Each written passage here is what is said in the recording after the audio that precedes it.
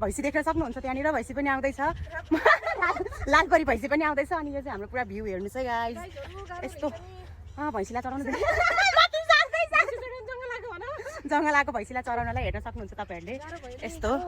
ल हेर्नुहोस् वाउ ल भैँसी आइ होला नि त आइ वाउ तर पानी छिटाउँदैछ है पानी छिटाउँदैछ गाइस ए भैँसी बसो मेरो त्यहाँबाट गर्दै यसरी अनि अनि हाम्रो देख्न देख्न सक्नुहुन्छ तपाईँले देख्न सक्नुहुन्छ मलाई म चाहिँ सोनपरी खतरा कस्तो राम्रो आएको नि भ्यू मजाको क्या भयो। सो फाइनली गाइज हामी चाहिँ यो अर्को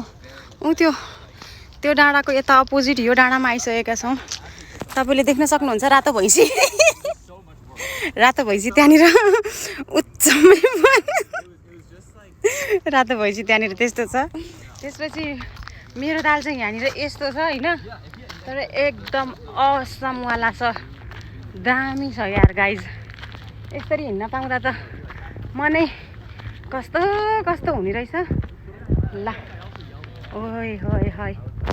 हेर है गाइज ल रातो भैँसी छिटो आइज पप्पा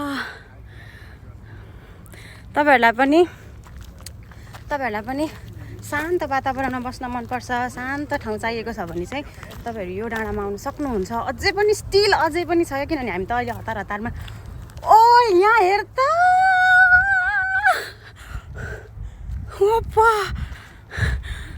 ओ माई गॉड गाइज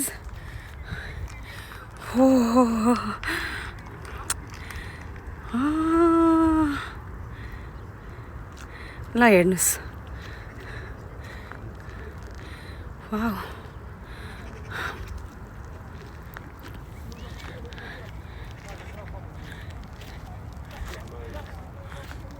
वाउ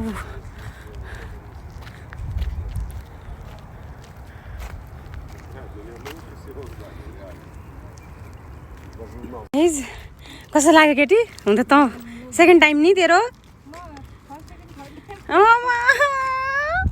तर मेरो चाहिँ कसम एकदम